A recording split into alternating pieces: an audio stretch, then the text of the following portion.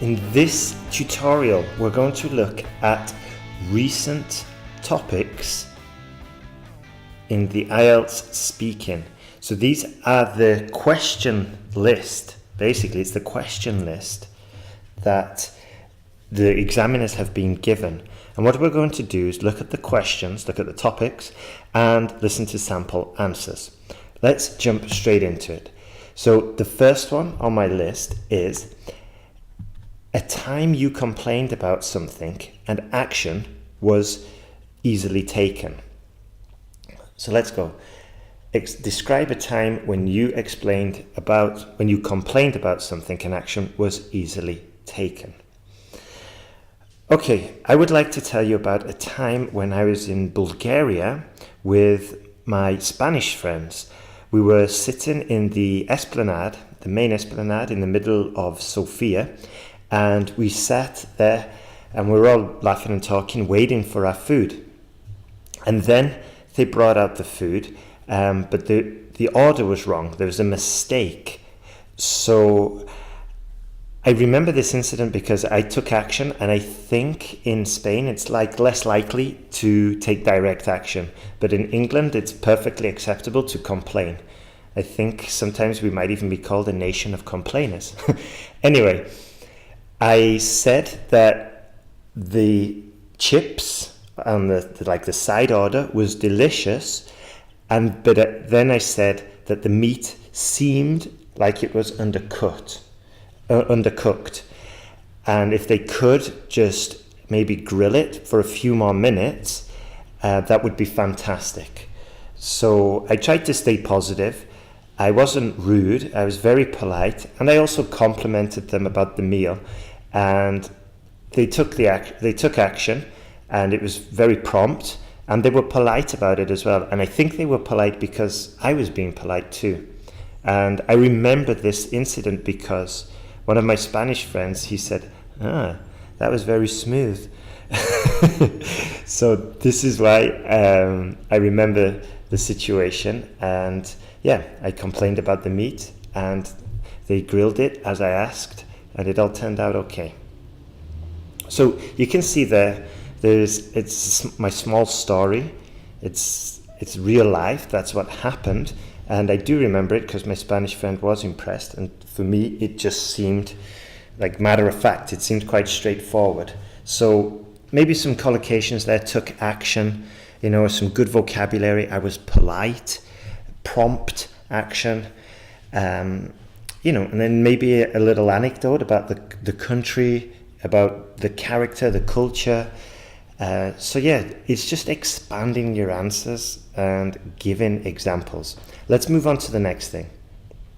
So, a person you never met but heard a lot about. Okay, so I would like to describe a person I've never met but I heard a lot about. His name is Richard Branson, and you've probably heard about him as well. He's got a very large company.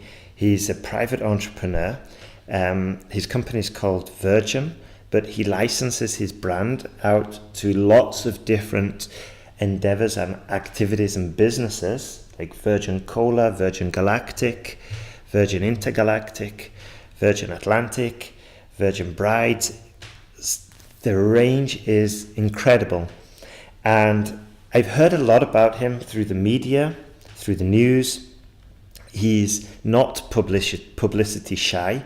He loves it, actually, and that's how he gets a lot of his businesses off the ground.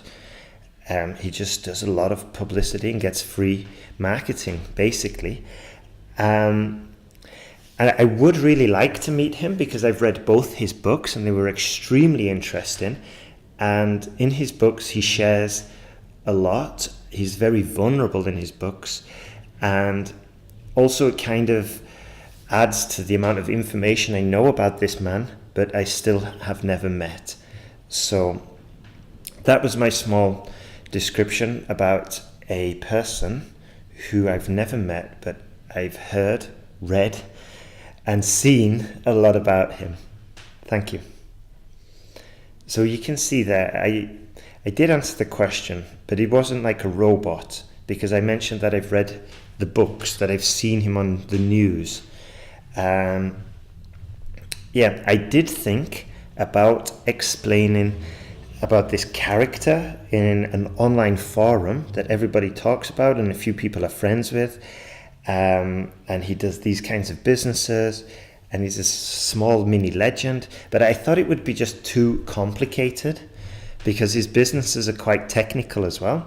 So this is why I went for Richard Branson, which is quite familiar, especially in the English-speaking world, and it's easy to relate to, and I can talk about Virgin Cola, Virgin Galactic, all his businesses, and the listener, the examiner, is going to know exactly what I'm talking about.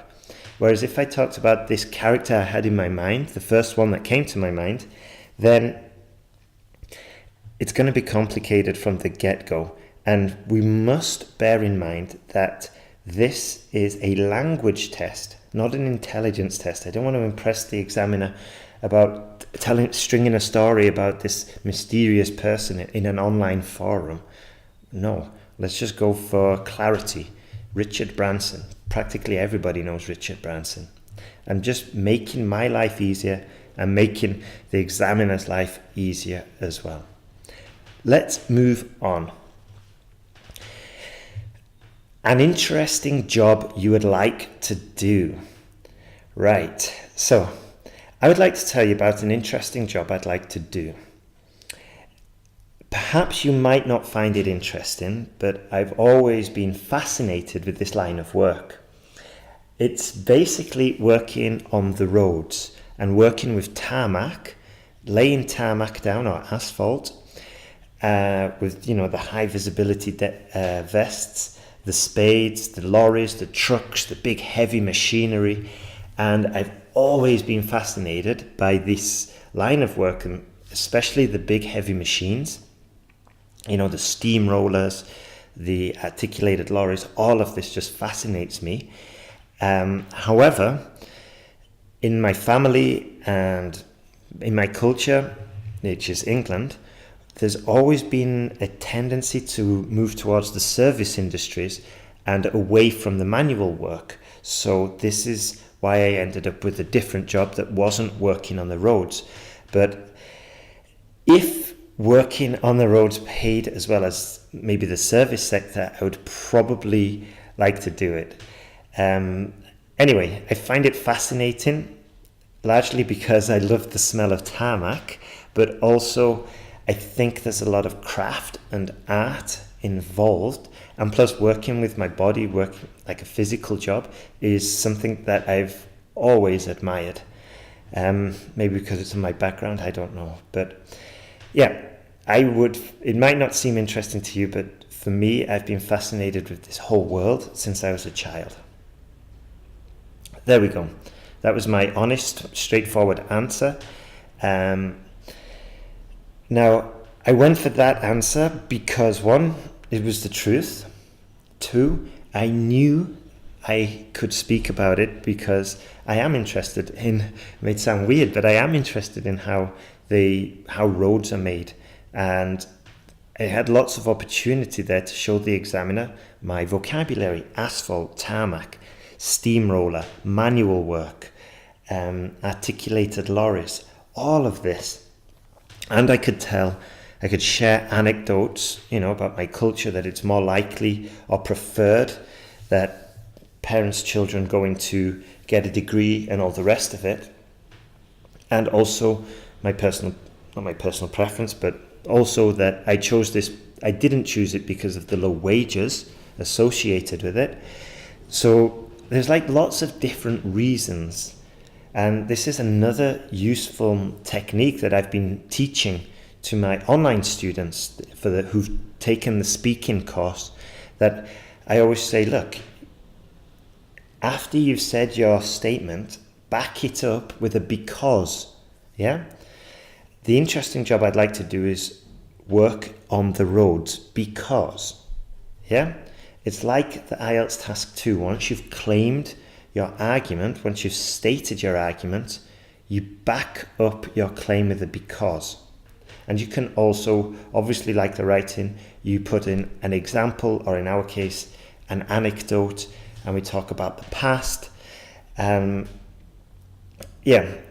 mean, it might seem like I'm just going straight forward with these. Obviously, it's my native language, but I want you to pick up on the fact that I'm using because, I'm explaining.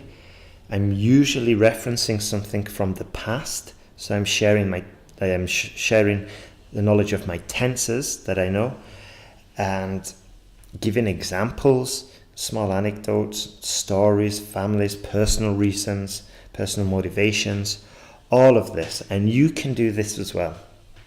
And in fact, with my online students, I go a step further and I give them the structures.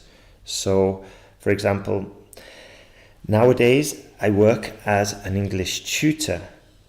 In the past, I used to work as a waiter in a restaurant. Can you see? We drill this structure into the students rather relentlessly, so when it does come to using it, it sounds much more automatic and much more natural. So, next speaking topic, describe a journey. Okay, I would like to describe a journey I took last year. I was with some friends from Austria, and once again, it was in Bulgaria, and we were meeting at the airport, and then we jumped on the bus and then went to the festival. However, on the bus, there was this girl from England, and she was a little bit strange, maybe, because she just kept on talking and talking and talking. And at first, we all thought she was chatty, talkative, and outgoing, social, and all the rest of it. But then, after about 2 hours, it was a 6-hour coach ride, after the second hour, we started to realize that this girl's got like a problem, a mental problem, and it started to make the journey really difficult.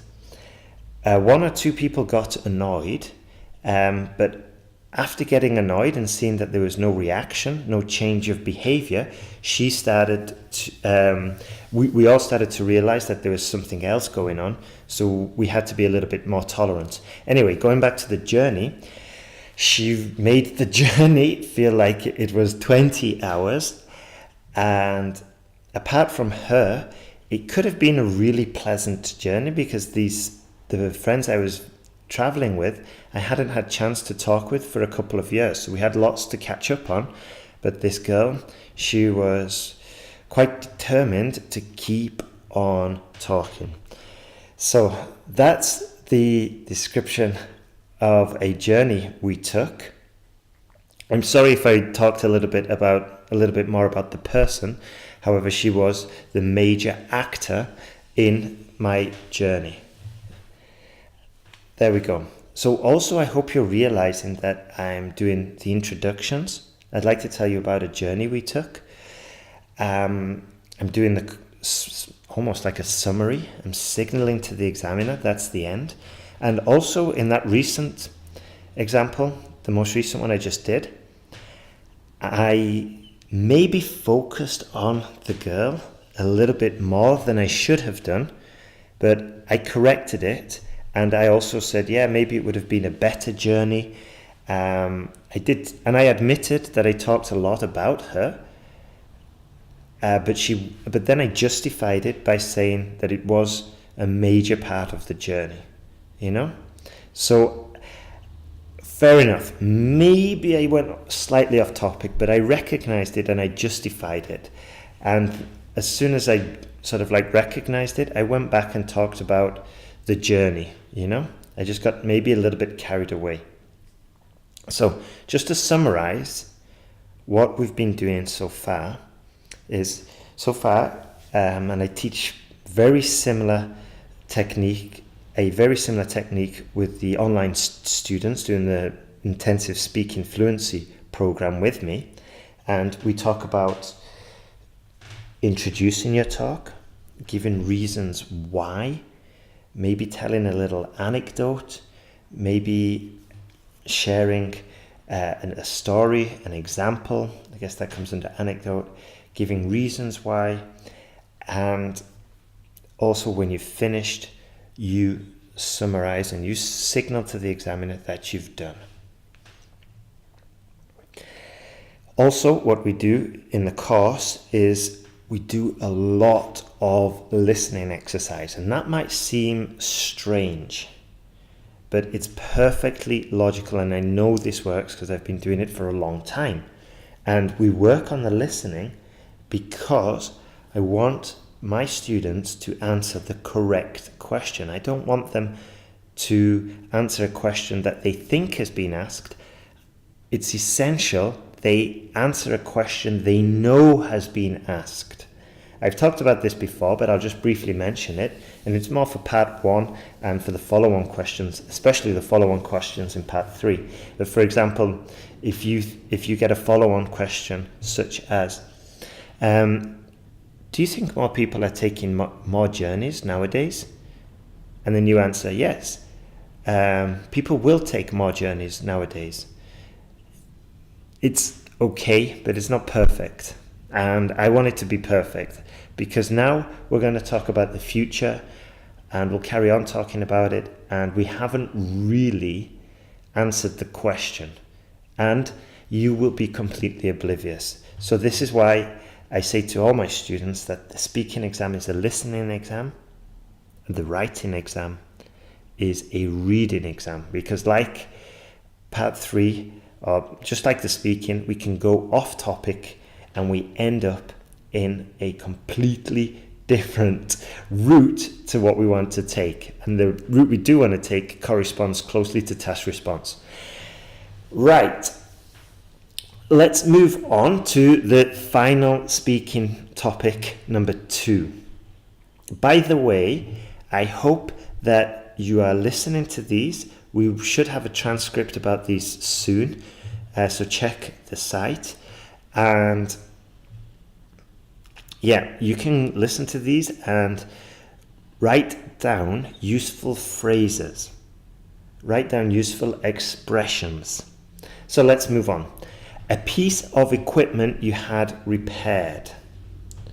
Right then. So this is a very good example actually of why it's a listening exam, or why we have to pay close attention to the question, because it's a piece of equipment you had repaired. This is incredibly sneaky, because my automatic answer here was I was going to talk about a mobile phone that I repaired, and I had it in my mind about taking off the screen, buying the special screwdriver pack and all of this. But it says a piece of equipment you had repaired. So this implies that somebody else has repaired it for you. Yeah, that you had repaired. I had my sunglasses repaired yesterday. Yeah. So it just completely underlines what I was saying before about reading the question carefully. So I can't talk about my phone that I wanted to share with you. I wanted to tell you about how I bought this awesome screwdriver pack off eBay. Then I disassembled my phone. I found it really fascinating. I can't talk about that. I have to talk about something else. So, okay. I would like to talk about a piece of equipment I had repaired a few years ago. I was in Ukraine, and the item I had repaired was my mobile phone. And since then, I've repaired my mobile phone myself. But at the time, I didn't know that I could repair it myself. So I took it to a shop in the high street in Lviv, Ukraine. And one of the reasons why I did it there was because it was ridiculously cheap compared to getting it repaired in Western Europe, in a country such as Spain or the UK. And I was really surprised at how easy it was and how fast they could do it. And also, the person in the shop told me a very interesting story about this new technique for repairing the screens, where they heat up the screens of the iPhone and they slide it off, and then they can stick a new one on. And this was a new technique developed in China. And the shop assistant or technician who was telling me about this was really interested and really loved sharing her knowledge about it. And I also found it fascinating. And yeah, that's my small description about an item I had repaired. So there we go. Fortunately, well, not fortunately actually, but I've had a few phone screens smashed in my life, so it was quite easy just to talk about another time when I had my phone repaired. And this is a true story. This actually happened. Actually, it's not true. What I've done there is blended it, because I met a girl at a party who was telling me about how you get phone screens repaired nowadays. And I did have my phone repaired in Lviv, in Ukraine, but the shop assistant didn't tell me any stories, so I just mixed and matched my stories there just to make it more interesting. And as I said before, this is a communication exam, and I thought that if I explained that a girl in a party told me about the mobile phone technique, but the guy in the shop didn't do it, he just fixed it, there's no story there, and it's more complicated to explain.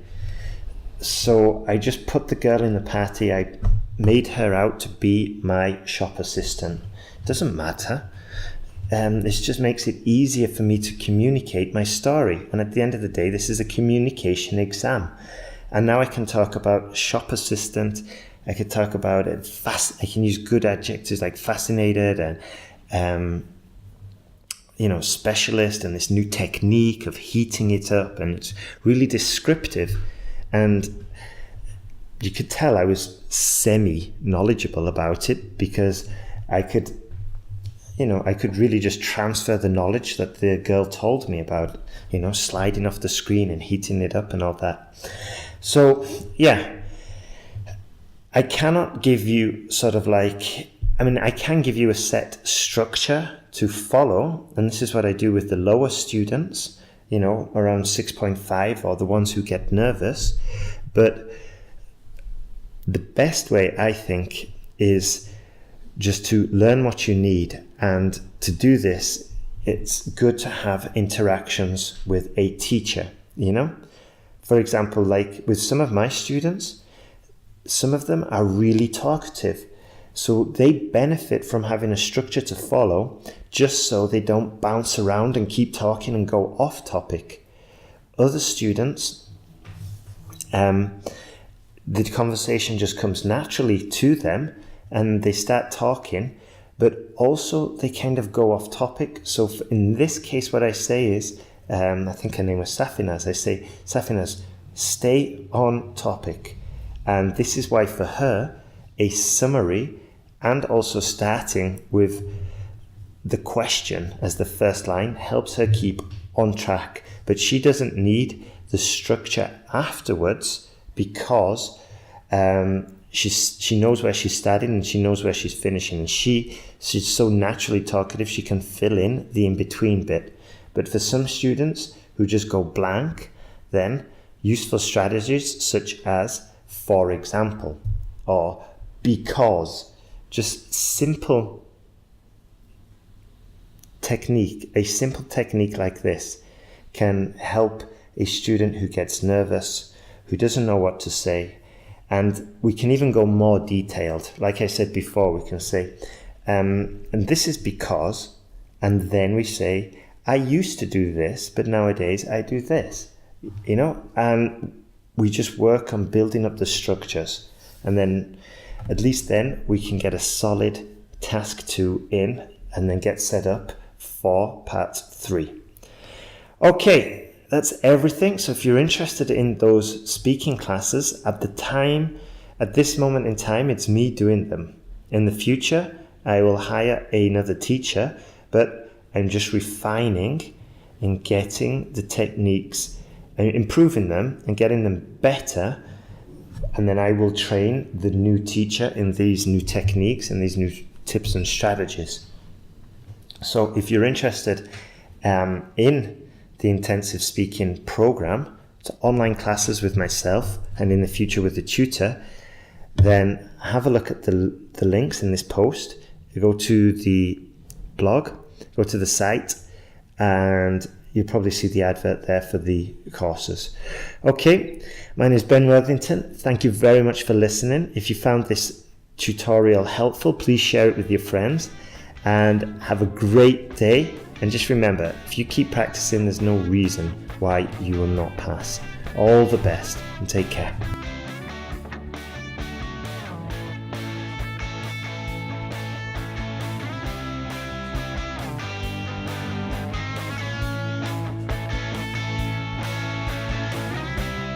Thanks for listening to IELTSPodcast.com.